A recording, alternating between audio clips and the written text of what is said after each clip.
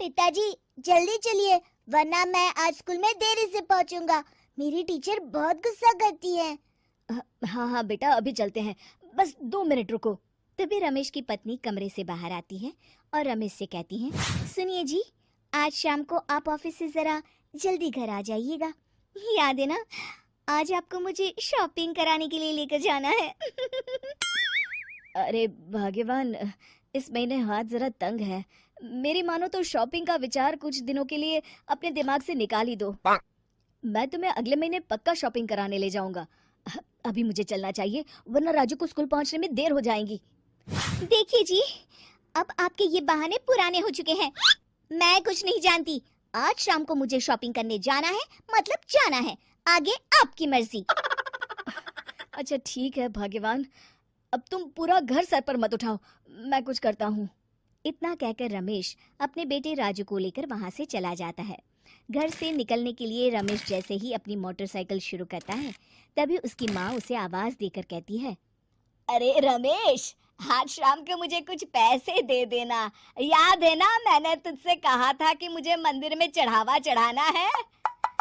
अरे माँ, मेरी तनख्वाह आने में अभी 10 दिन बचे हैं, अभी मेरे पास बिल्कुल पैसे नहीं है। हाँ, मेरी तनख्वाह मिलते ही मैं तुम्हें पैसे दे दूंगा। रमेश की माँ चिढ़कर कहती हैं, अरे तेरा दिमाग तो खराब नहीं हो गया? मैंने तेरे भरोसे मंदिर के पुजारी जी से वादा कर दिया है और तू कह रहा है कि पैसे नहीं है। अब मैं पुजारी जी को क्या जवाब दूंगी? तुझे तो मेरी इज्जत की भी कुछ परवाह नहीं है। अच्छा ठीक है माँ, अब तुम गुस्सा मत करो, मैं शाम तक कुछ इंतजाम करता हूँ। इतना कहकर रमेश वहाँ से चला जाता है। फिर दोपहर को जब रमेश अपने दफ्तर में बैठा होता है, तब उसे अपनी पत्नी और माँ की बातें याद आती हैं। रमेश अपने दफ्तर के एक साथी मोहन से कुछ रुपए उधार मांगता है। अरे भाई मोहन, मेरा एक छोटा सा काम कर दो, मुझे कुछ रुपयों की सख्त जरूरत है। मुझे कुछ दिनों के लिए क्या तुम रुपए उधार दे सकते हो? अरे रमेश भाई, मैं तुम्हें पैसे उधार तो दे सकता हूँ, लेकिन मुझे वक्त पर पैसे लौटा देना। वैसे भी मेरा मानना है कि दोस्ती यारी में कभी पैसों का व्यवहार नहीं करना चाहिए। ये कहावत तो तुमने सुनी ही होगी कि उधार प्रेम की कैंची है। मैं नहीं चाहता कि पैसों को लेकर हमारा रिश्ता खराब हो।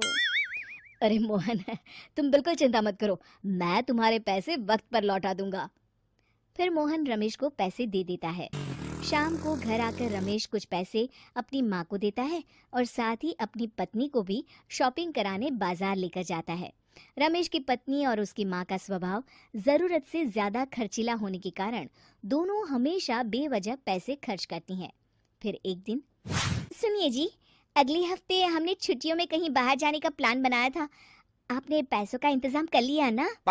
अरे अभी कहाँ, अभी तो मेरे पास बिल्कुल पैसे नहीं है, हम कभी और चले जाएंगे। देखिए जी, मैंने सभी सहेलियों से कह दिया है कि मैं बाहर घूमने जा रही हूँ। अगर मैं नहीं गई तो सब मुझ पर हंसेंगी। आप कहीं से भी पैसों का इंतजाम कीजिए जी। इतना कहकर रमेश की पत्नी वहां से चली जाती है। वहीं दूसरी तरफ रमेश की माँ भी तीर्थ यात्रा जाने की जिद करती है और रमेश से पैसे मांगती है। फिर अगले दिन रमेश एक सेठ से पैसे उधार लेकर अपनी पत्नी और बेटे को घुमाने ले जाता है और अपनी माँ को भी तीर्थ यात्रा पर भेज देता है। लेकिन जैसे ही रमेश अपनी छुट्टियां बिताकर वापस आता है, कर्जदार उसका जीना मुश्किल कर देते हैं। इतना ज्यादा कर्ज एक साथ अपने ऊपर देख रमेश काफी परेशान रहने लगता है। फिर एक दिन राजू की स्कूल की फीस वक्त पर न भर पाने के कारण रमेश को स्कूल में बुलाया जाता है। स्कूल के प्रिंसिपल साहब रमेश को सख्त हिदायत देते हैं कि अगर वक्त पर स्कूल की फीस नहीं भरी गई तो उनके बेटे का नाम स्कूल से काट दिया जाएगा। अपने बेटे की स्कूल की फीस भरने के लिए रमेश अपने दोस्त गिरधारी से कुछ पैसे उधार ले लेता है और स्कूल की फीस भर देता है। रमेश की माँ और उसकी पत्नी खर्चे और घर की जिम्मेदारी संभालते संभालते धीरे धीरे रमेश पूरी तरह कर्ज में डूब जाता है। और तभी एक दिन दफ्तर में काम करते समय रमेश की तबीयत अचानक बिगड़ जाती है और वो बेहोश होकर गिर पड़ता है। उसे जल्दी से पास के एक अस्पताल में भर्ती कराया जाता है। रमेश के घर वालों को ये बात पता चल जाती है तो वे सभी अस्पताल पहुंचते हैं।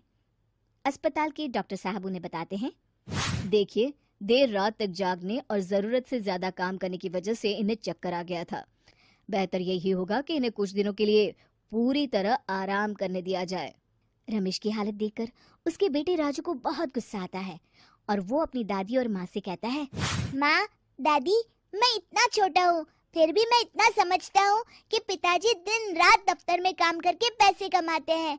पिताजी अकेला पूरा घर संभालते हैं और आप दोनों अपने फिजूल के खर्चों के लिए उन पर दबाव डालते रहते हैं। आज पिताजी की हालत के जिम्मेदार तो आप दोनों हैं। राजू की समझदारी भरी बातें सुनकर रमेश की माँ और पत्नी को अपनी गलती का एहसास होता है और दोनों की आंखों में आंसू आ जाते हैं।